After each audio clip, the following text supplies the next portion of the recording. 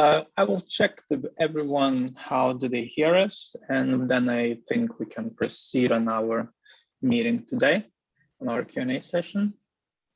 Yes, excellent.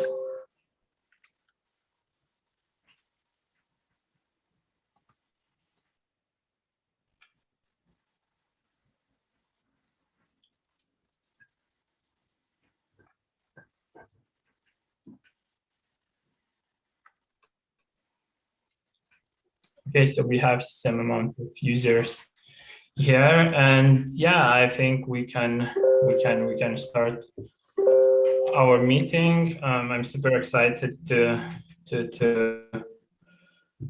let you know that yesterday we launched our white paper. We announced the further news.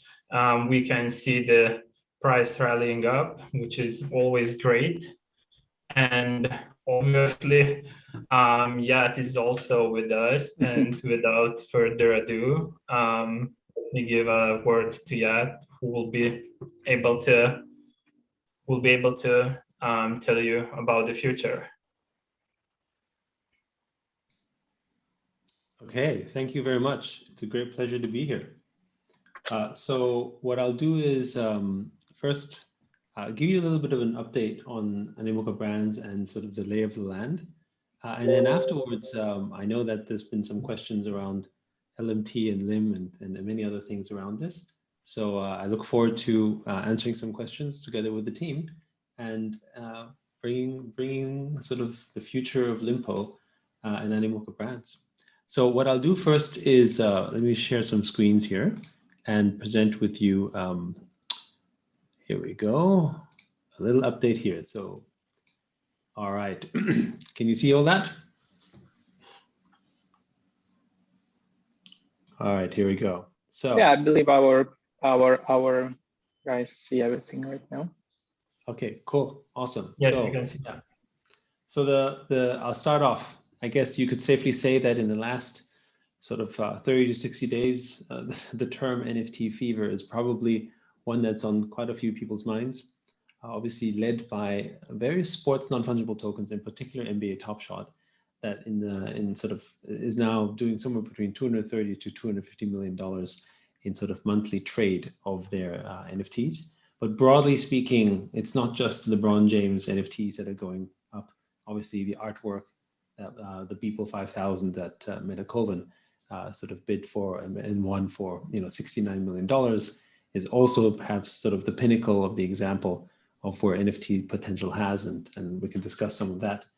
Music NFTs are on the rise as well. Obviously our F1 tracks actually just maybe a week ago or so, we sold basically over $2 million worth of NFTs in racetracks and also in auctions of sort of top cars based on the secondary marketplace. Land is selling. I mean, right now, the NFT space is very much on fire. Now, exactly where do we play again? Just as a reminder, Animoca Brands is one of the top blockchain NFT game companies in the world, as according to Blockchain Gamer. But I think one important thing about us, which is different compared to other blockchain game companies, is that we're not just one company, but amongst the top 50, we have ownership in many of the top companies in and of itself. I won't go into too many details here, but I think that gives you a good indication as to the chart and history of many of the investments that Animoca Brands has done. I haven't listed all of them in here because there are too many in the NFT space, but they number over 35, which probably makes us as a company the one that has the largest sort of footprint and sort of index of what's happening in the NFT world today. And so we're very glad that, of course, Lympo most recently joined the family in our NFT vision as well. And I think the other thing that you can see right now is that, and again, this is only a sampling of some of the results here, is that the NFT space has done incredibly well, whether this is, our SAND token, which now has, I guess from a market, total token market cap position has about, is passed over $2 billion. The Rev token, which passed over 1.1 or $1.2 billion. Flow, I mean, that's probably one of the top non-fungible token projects out there, And then, of course, even our most recent addition, which is the Tower token for Crazy Defense Heroes. Actually, I think today just maybe crossed maybe close to $400 million with this current performance. And of course, Lim, which just joined the family with Animoca Brands. Glad to say that it's basically gone probably 3 or 4 times past its ICO price, after a few years. So it's great to see that everything is doing reasonably well. But I think one thing to point out here is that NFTs sort of is something we always believed in, but the moment has really come now, I think. And the space that you're seeing right now, we're not the only NFT project that is doing well, right? I mean, if you look at other companies, whether this is Decentraland and Mana, whether you look at Engine, or maybe even the most recent sort of Alice, all of these NFT projects are doing very well. So I think we're well positioned. How do we do it? And this is exactly where Lympo fits in as well. We bring popular brands to blockchain. Popular brands to blockchains doesn't just mean, hey, this is a great little brand and let's put it in and make it look good. I mean, this is obviously something that you can do from a collectible space, but we give it utility. Means that, when you think about the space that's happening, it's popular with collectible and with art, there's a lot of potential with NFTs just because of that.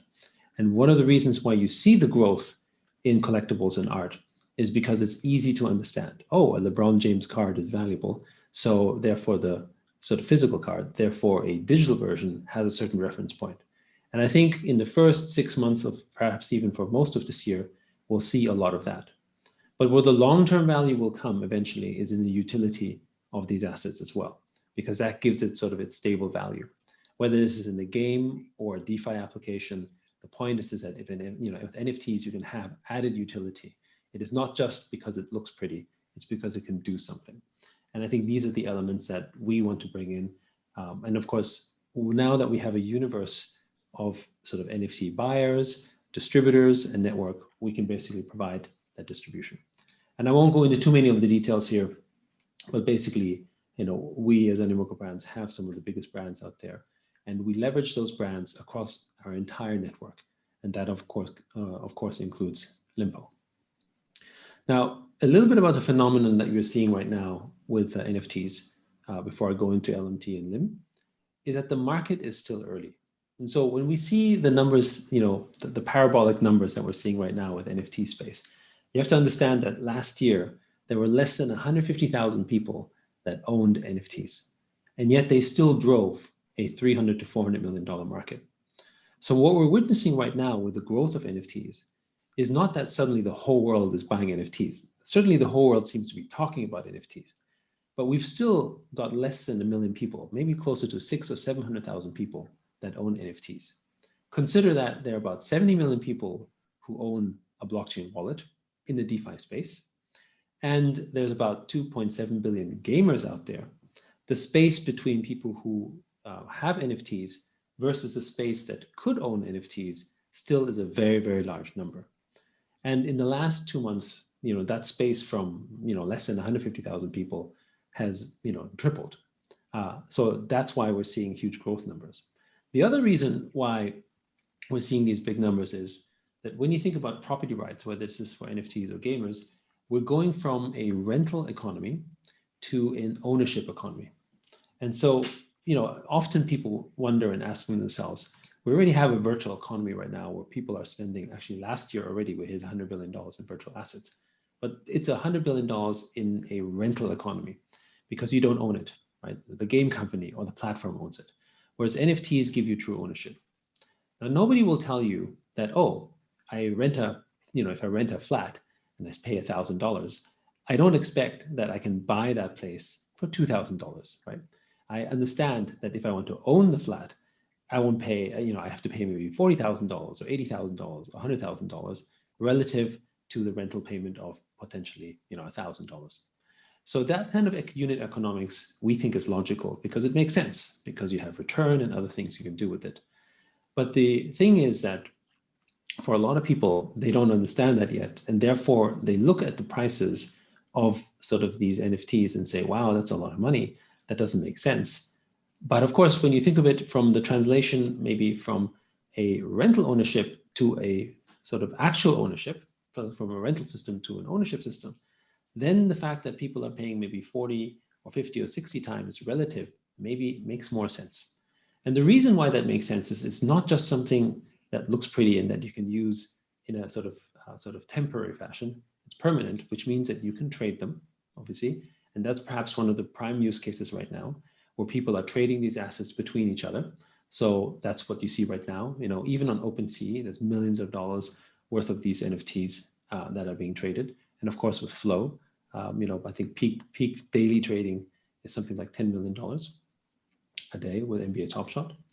But you also have other assets, other things that you can do with the assets, whether this is as like income, whether this is loans, right? You can take NFTs, you can post them as loans on NFTFI, get 20 or 30 cents to the dollar.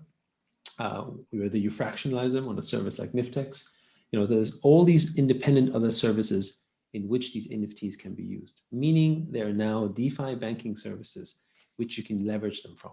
That is the benefit of ownership. In the real world, I can have an asset, I can buy a car, and I can sort of change the seats, and I can paint the car, and I can sell that version of the car because I have ownership. Right? I can borrow money against it. I can sort of maybe even lend money to buy a new car. I can do these things because of ownership, which you can't do in a rental economy. So the value and the utility for NFTs in the form of true ownership of these digital assets is the amplifier of value in these ecosystems. And to us, we believe that they provide the sort of underlying sort of property rights that actually power DeFi, and perhaps the biggest use case for blockchain as we know it today.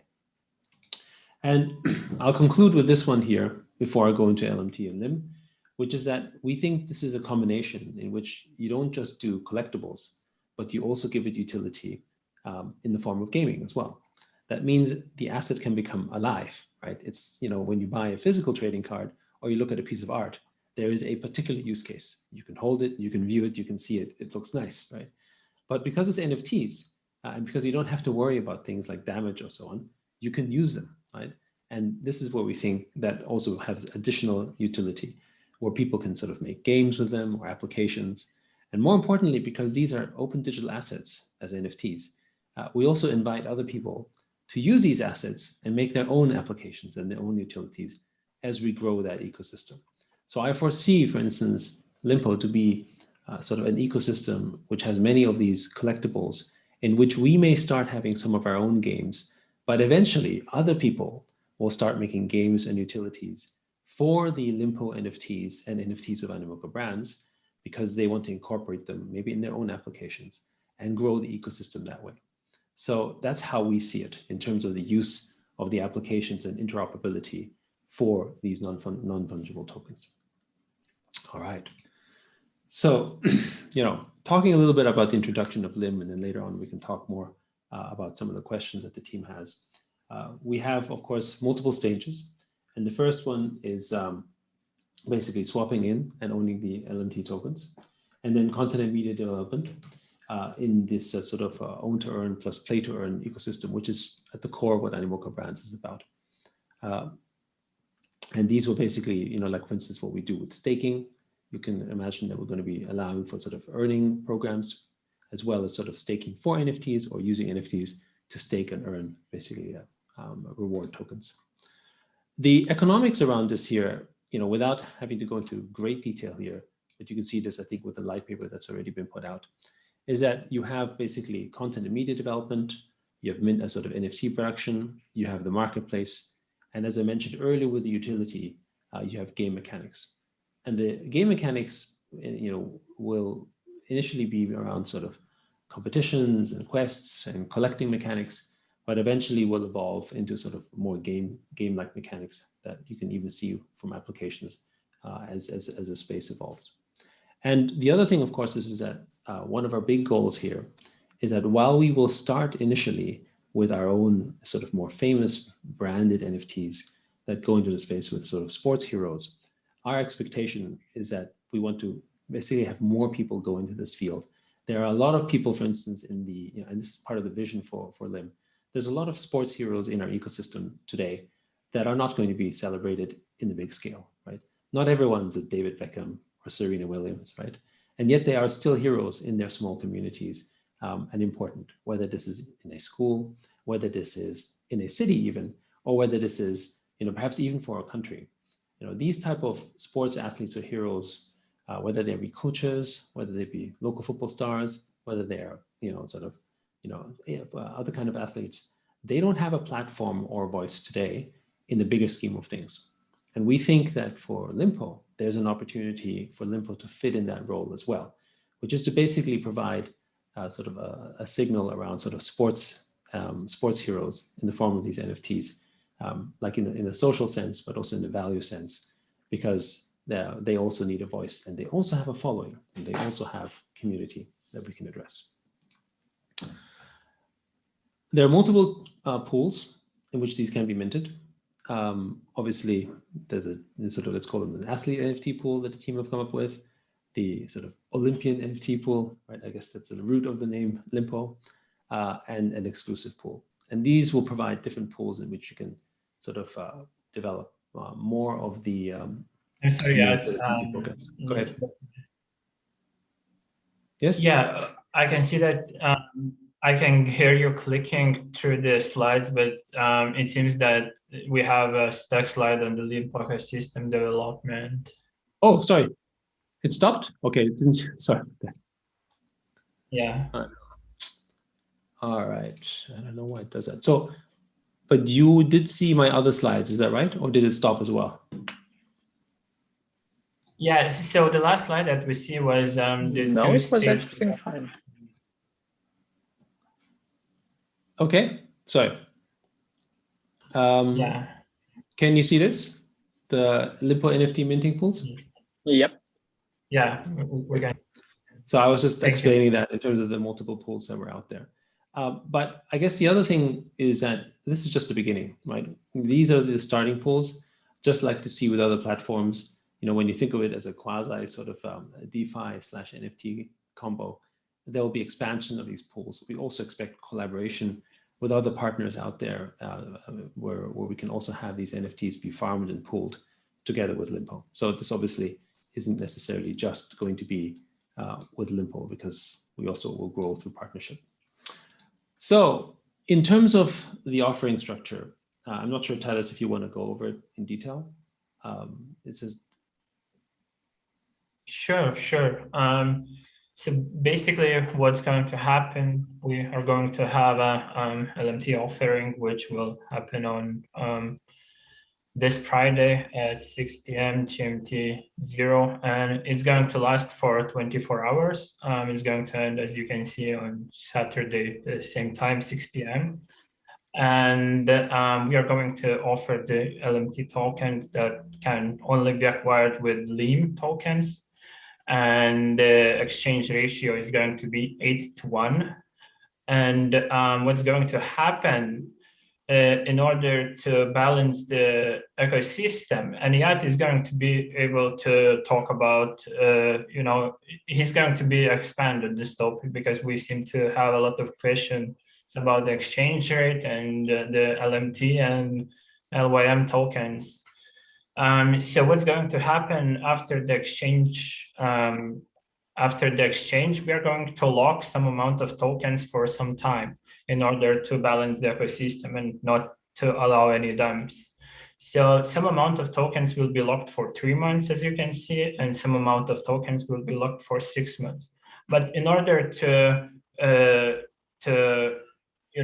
in order for you not to miss on any NFT minting opportunities, we will still allow you to use 100% of your LMTs to be used in the minting platform that we are going to release. So basically, even though you will have, you will be able to move out 1/3 of your LMT tokens after the offering, but you will be able to use all the tokens in the minting platform.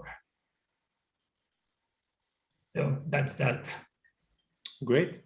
Thank you, Tadas. All right, so maybe we can proceed on some of the questions, I guess, because we have a lot of questions from our community. The community is really excited about recent development of Lym token and also our development on NFT platform. So everyone is really excited, and let's go for the first question, maybe. And I think, yeah, so sorry. actually, Yeah, sorry, I would. yeah, Carlos, just go. Yeah, it seems like I have a little latency over here, but so I suggest Yat to talk about this exchange rate and tokenomics maybe. So I know that this question is the most important to the community. So maybe you can explain why did we choose 8-to-1 and what's going to happen later in the ecosystem when we release more and more tokens. Sure. So I think one of the big things that we did, and I think this is two mechanics to think about, is when we took over Lympo, I think it's fair to say that the Lympo ecosystem was a little bit in trouble, right? And there were two, frankly, main reasons that contributed to this. One was an inflationary setup where tokens were being generated without actually having a suitable use case that actually was utilizing the token. So the utility at start was somewhat broken. And the second one was that a large number of the tokens were already circulating in supply, and ultimately was one of the things that also was difficult to manage at that moment in time, with a very depressed token price, obviously. All of these things together. And as we know, value and price of token does affect confidence in the market. And I think, unfortunately, there was a very large number of people who were holding the token for mostly speculative reasons, as opposed to utility reasons as well at the time, which is understandable, especially when the utility is not very strong. And so one of the things though, that we looked at is, well, what does Lympo have that was actually quite useful and powerful and which you can leverage on? And the reason we did the acquisition. First of all, you have a community. You have 70,000 holders of a token. That means something, right? You could communicate something. And they were also interested specifically in sports, because after all, Lympo is a sports sort of sports story. So, you know, maybe not all of them are athletes, but certainly you know what the story of Lympo is about. And finally, and I think this is not to be underestimated, Lympo is listed in many of the larger exchanges, which, and you can see that effect today. When there is an interest in the token and there's news around it, then the trading velocity can also come into play because of the fact that it is listed in some of these major exchanges.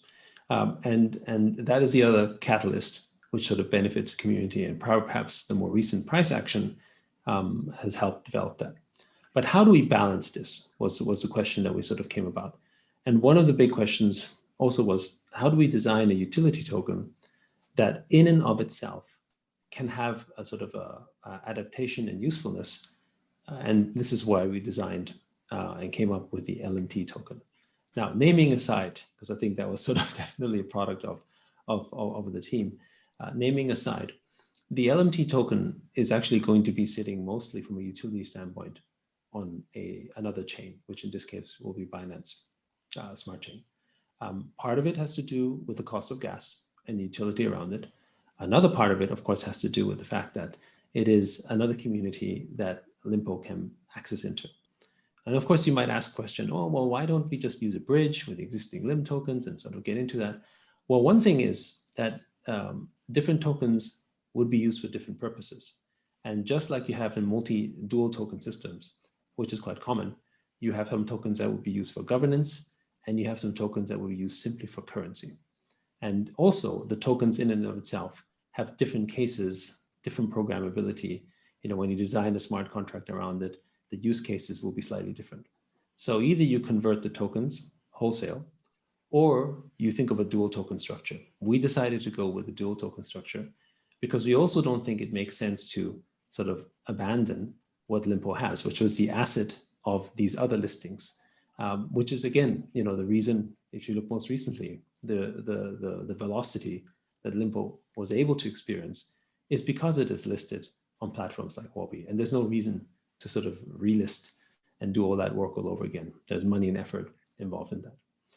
So now the net effect that we can see here is that a story like LMT, which we focused on NFT utility, could have the potential when it goes and on the Binance Smart Chain to have a new audience that goes into it.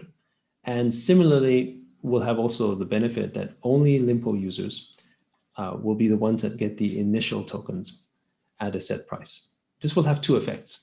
The first one is that it will have somewhat of a draining effect on existing Lympo tokens in the ecosystem, which naturally means that the Lympo token will reduce in circulation and supply, which also naturally means that Lympo in itself should also as a currency appreciate in value. And then, of course, from our perspective, the tokens that are then coming into the supply will then be used as a liquidity pool for people to sort of swap in between LMT and LIM once LMT has natural price discovery on what's going to happen along the Binance Smart Chain. So that means that we then have an ability for other people to swap in between LIM and LMT as well in the future. So it's not that you can't swap in and out of LIM and LMT later. It just means that at this price point, this value point, you can only do that at this fixed rate as a kind of sort of, let's call it initial Lympo offering, if you will.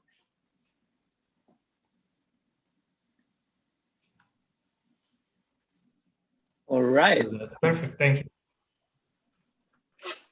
So I guess it's a little bit lagging for me as well here.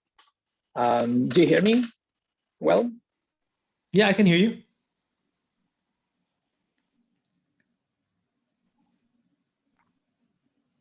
Yeah, so let's probably proceed on the questions. As one question in particular our community has is what will happen with those limbs which we will gather during the offering? How we will use them? Okay, so actually what happens is during the offering, you will actually be receiving the new LMT token. And the new LMT token is the one that you will be using for staking these NFTs and will be the utility token, the token that you can use in the ecosystem for NFTs. And that will also be the one where the utility of that will actually reside on the Binance Smart Chain, which of course means that you'll have reduced to very low gas, and you can do more applications and you can mint more NFTs more practically than you can on the Ethereum network, which is more expensive, as an example. Plus various other sort of elements that we can build in, for instance, for like DeFi support and so forth. Now, what that means for people who hold LIM, this is a way that this is what we hope will happen and anticipate will happen. The LIM token will be the currency of the Lympo ecosystem. That won't change. And this benefits from the existing sort of listings it has and liquidity that it has. But it also means that for those who have obtained the LMT token, they will get the benefit not only of the utility, but potentially also of the liquidity that LMT has on sort of the Binance sort of BEP in the BEP ecosystem. So essentially you have the benefit of both, if you will, if you hold them. Naturally, if the utility on LMT would then increase because it taps into the Binance ecosystem, and one of the things about Binance ecosystem, which is interesting, is that it's a fast-growing ecosystem, as we can see. PancakeSwap in and of itself is rivaling Uniswap, for instance, and of course the platform itself has a lot of potential. The NFT space in Binance is actually fairly young in comparison. So there's not that many NFTs on Binance. Most of the NFT action exists on Ethereum. And this is where we think there's an interesting opportunity for Lympo to perhaps be an influential NFT service provider on one of the fastest growing ecosystems out there. We're seeing this activity on other things, whether it's DOT or whether it's Near, right? And all of them have the potential for these NFTs. And eventually in the future, we do believe that NFTs are going to be cross-platform. But we think Lympo can carve itself out a unique position in perhaps being the largest NFT provider on Binance in and of itself, with a community that is perhaps one of the most influential in the blockchain space. So we think it's worth a try. But for those who own LIM, they can benefit from this because they can swap out with LMT and can get the liquidity benefit of that from a currency with all the other exchanges without having to go through the effort of relistings and so on. So, a dual token system on a dual ecosystem approach is the way that we should look at LIM and LMT. So in short, you can, if you want to, if you wanted to swap into LMT, you can choose to do so. But if you want to swap maybe some into LMT, but perhaps keep some LIM, because maybe the effect would be that LIM itself might also become more valuable because of what's happening in LMT, then perhaps you swap some and you keep some, right? That's entirely up to you. We're not forcing anyone to do it. We're making it available to you. I think the way to look at this is, we think of it as a benefit to the community, and it is your choice how much or how little you wish to participate in this.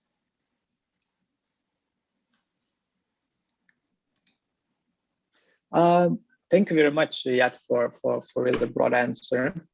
And another interesting question, actually, it's quite a beating question in our channel. Why we only chose 10% to give of LMT total supply? Why would this? So the way that we thought of this is, LMT should be looked at as a sort of initial offering. And so from an initial offering standpoint, as I said, it is the ecosystem in which we're hoping to build sort of NFTs on Binance and with the Binance Smart Chain. So in that respect, you should view it as a new market, a new opportunity, and sort of a new growth story for what is Lympo. And when you look at the valuation of Lympo, and when you look at the potential that we see in the NFT space, I think I may have shared in the earlier slides, the NFT space has much higher valuation multiples. So we basically came up with a ratio that we thought made sense relative to the potential of where LMT sits, and came up with what we thought was a fair ratio that was also fair to where Lympo could be, right? And Lympo in itself, of course, if LMT does well, then Lympo itself will also increase in value. But we basically sort of structured it in a reverse manner, where we looked at the valuation of what LMT should be like relative to where LIM is. And that's how we came up with that number. If you look at Sand right now, its market cap is $2 billion. If you look at Rev, its market cap is over $1 billion. Even if you look at Tower, its market cap is maybe $400 million or so. I think LMT has and LIM has a ways to go in that space, and the potential is there for it to grow. But we need to do sort of reset it that way. And I think, again, here's the other thing: once you have once you have price discovery, because the tokens are then ultimately sort of out there, we will then obviously then create a starting pool, our own pool. And with that own pool, there'll be price discovery. And people can swap in and out of LIM and LMT any which way they like. And from that perspective, the actual natural price discovery will then come into play. And we don't fully know, of course, what that price will be. That's the whole point of an open market, right? The market will inform you of that price. We're starting with a price ratio. And we're starting also with a price ratio that is fairly typical when you think about things of circulating supply, when you bring out tokens into market, right? Starting with 10% is actually not an untypical figure, and is considered probably a more healthy ratio to ensure the success of a starting token. All right, thank you. And we have actually, you covered a lot of the questions already by your quite broad answers.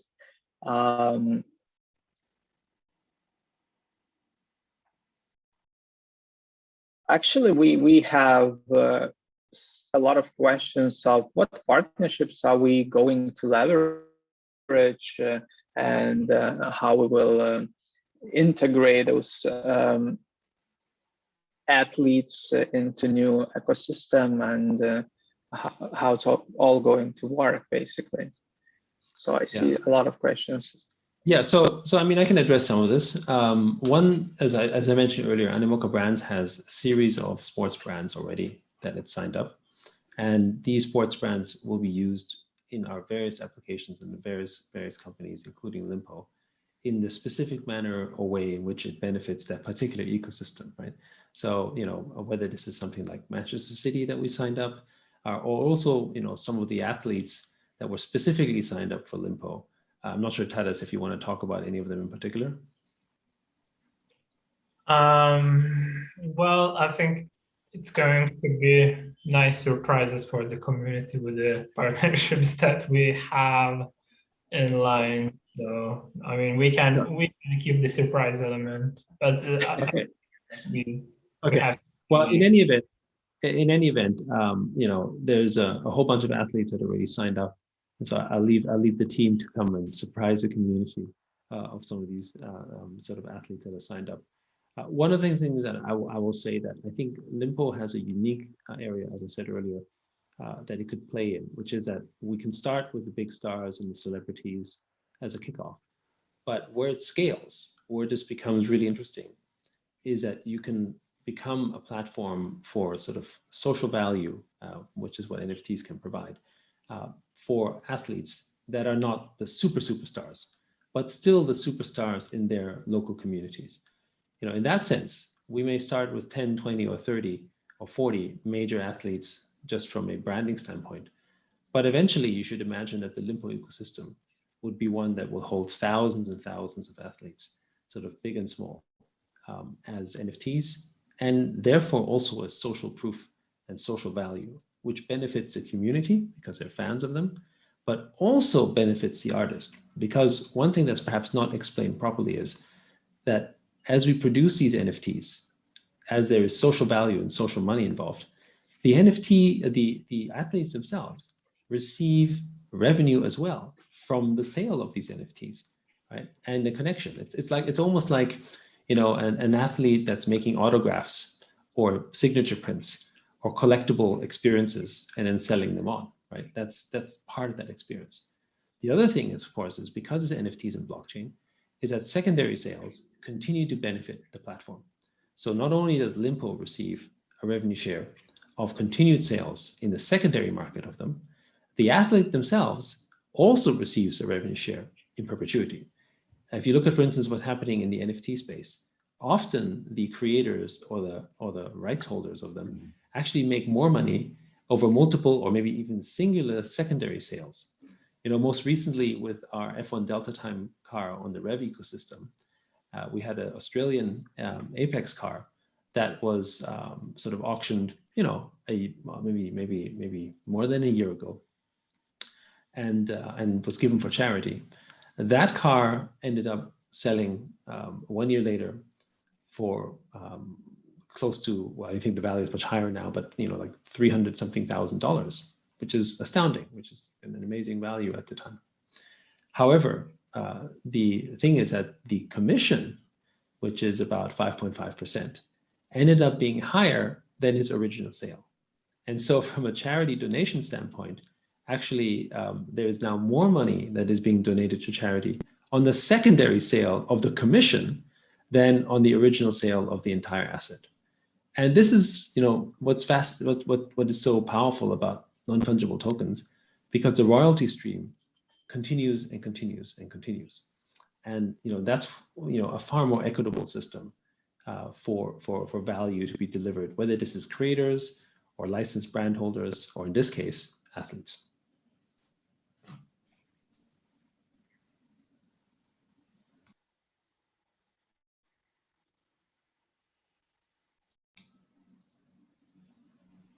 Any more questions? Everything?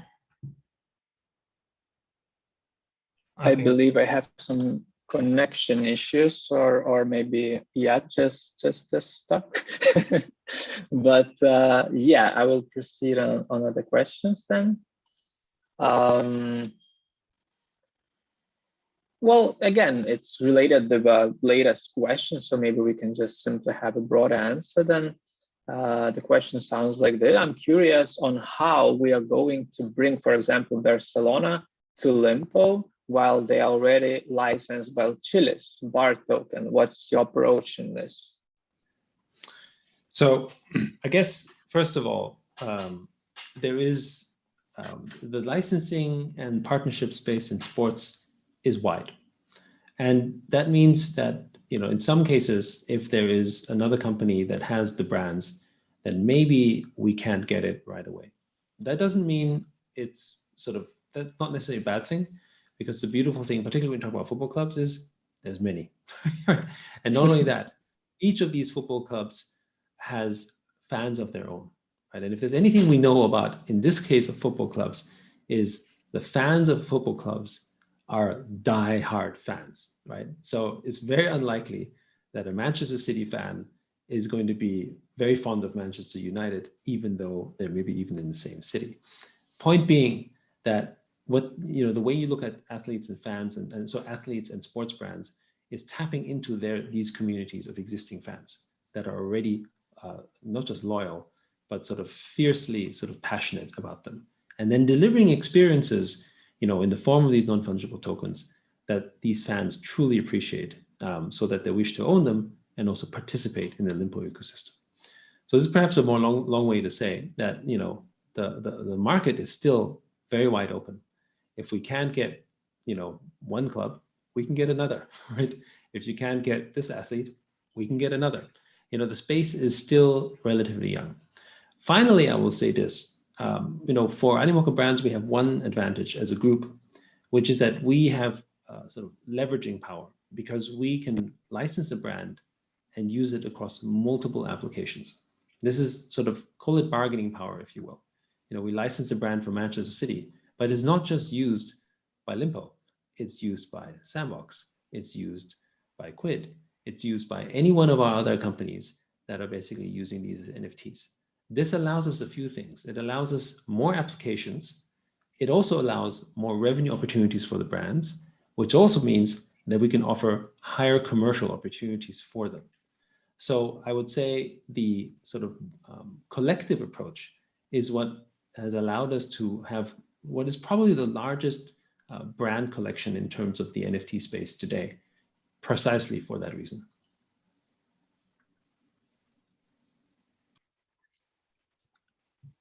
Well, thank you.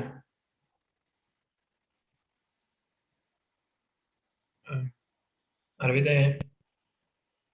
Do you hear me? Yes. Because again, I see. Yeah, okay. So I have a question here. When we will start those first NFT pools? What is the date for that? Right away after offering, or? So, Tadas, go ahead. Yeah, we are developing the NFT minting platform, and it's super hard to predict exact date, since we have to do a lot of tests. We have to do some amount of testings. We have to implement all the NFTs and so on and so forth. So, but I think the product should be live in less than a month. Okay, I see. Thank you. And another question. What will happen actually to those limbs we will collect while during the offering, and since people will use limb to get LMT tokens, so what will happen with those limbs? So the limb that is going to be how collected, we will use them? Yeah, is going to be formed for the liquidity pool that will then swap between limb and LMT. So in other words, that limb is going to be forming the liquidity pool as a swapping mechanism to price balance between limb and LMT. That's basically what's going to happen. Right. Another interesting question. How will incentivize artists like Andrew Valin if you will make NFT on one of his creations? So probably that's a question about incentivization in general with sports figures. Yeah, so we will have an incentives for two types of participants in the ecosystem. So one of them is going to be the athletes. So for example, if you release the NFT of any athlete, he or she will receive some amount of royalties. And the other player in the ecosystem will be the developer or content creator. And it can be a developer that develops games or parts of games, or a developer in a terms of designer or any sorts of content developer. So for example, we obviously will have an options for the third-party designers to come in our ecosystem and launch their own NFTs.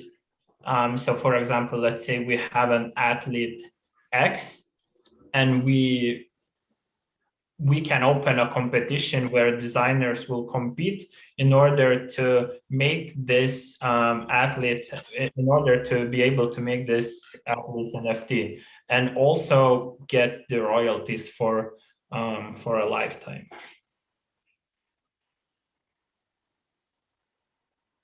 Okay.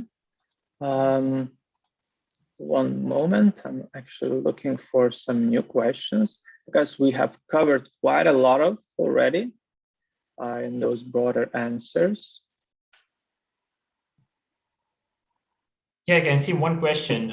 So why did we are issuing LMT on Ethereum blockchain as an ERC20 and not on BSC immediately? Yeah, it's actually quite a common question. Yeah, so I think the main reason behind that is because that's it's an application process in terms of how are we going to generate the swap mechanism, right? So you need to have a value swap. So that's just the mechanism to do that at start. And then finally, if you want to be able to swap between LMT and Lim, then the bridge mechanism happens between LMT. It won't happen with Lim.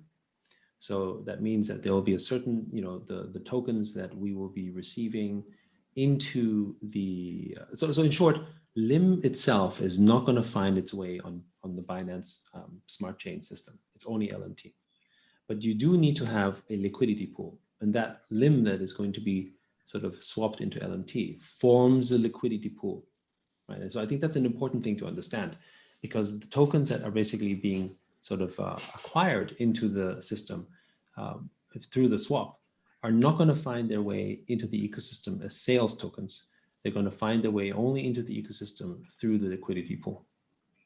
These liquidity pools will then create a natural price discovery and price balance between the demand of LMT and Lim.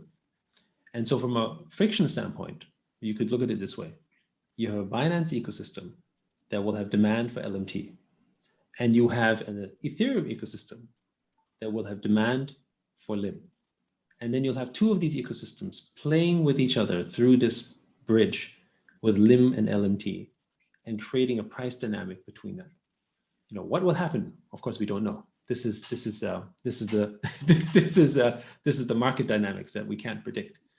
But the assumption is being made that the Binance ecosystem is a very big one, and is one of the fastest growing ones. And so it makes sense for Lympo to have a role to play there, but with a new tokenomic design and with new utility, different from the one that's Lim. So hopefully that answers the question why we have an Ethereum bridge. Yeah. Right. Actually, as I was mentioning, we have covered a lot of, because main questions we had about LMT and Lim, how they will live together, but you have covered that quite broadly. And so, as you have said, Lim will stay as a currency in our ecosystem, and LMT will have those cool utilities. So people shouldn't worry about that. Both tokens are important. Yeah, and let me check. Maybe I will look what people are writing on YouTube directly.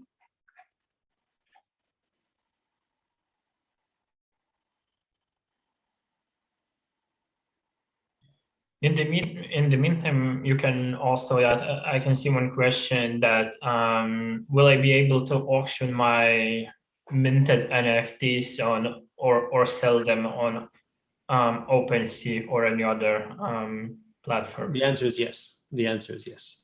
Right. I mean, the whole point is that the open digital assets will be tradable and swappable across multiple platforms. So that isn't an issue.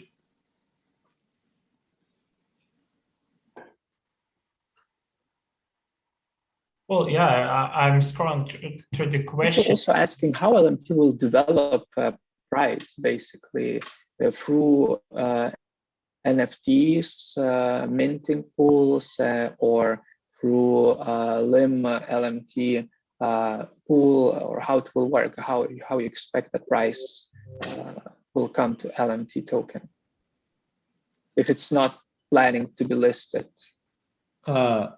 We did not say it wasn't planning to be listed. We said there's going to be utility, but there are options and opportunities for LMT to be listed. And I think the key thing to understand here is that, Binance ecosystem offers multiple ways. As I said earlier, you don't necessarily have to only think of it as Binance, right? There's the DEX, there's PancakeSwap, there's a whole ecosystem in Binance that offers paths around that. And PancakeSwap, for instance, is actually, has shown some very strong results, and is in fact the equivalent of the Uniswap, but on Binance. And there's no proper or functioning way for most standard tokens to sort of deploy themselves there in terms of Ethereum, but LMT could do that. And so you could imagine a scenario where it starts off as something on PancakeSwap for price discovery, and then afterwards maybe there could be other options, but for the time being, that would be one that would be immediately available. So thank you very much. Maybe Tadas, you want to add something here, because I guess we have answered most of the questions about our new ecosystem we're building here. And thank you, Yat, for your broad answers. Tadas? Yes. Thank you, Yat. Thank you, everyone, for participating in this Q&A session.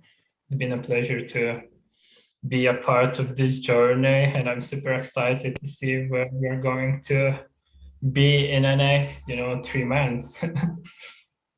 Well, thank you so much. It's been very exciting. I mean, it's been I think pretty rewarding to see that after our acquisition and the change of direction that Lympo has gone through hasn't been easy. So many thanks to the team as well for making the changes and moving so quickly into it. And I think your efforts so far have demonstrated that maybe the direction is the right direction, and your efforts are showing some early fruit. I think it's important to note that despite the fact that Lympo has had some price success recently, this is just the beginning, right? We haven't even started yet, right? So I think it's pretty exciting to see that the work you've put in has delivered this so far, and so that hopefully there's more to come. So thank you very much. Thank you. Yeah. Thank you very much, everyone. Okay, bye. Have a good day. Bye.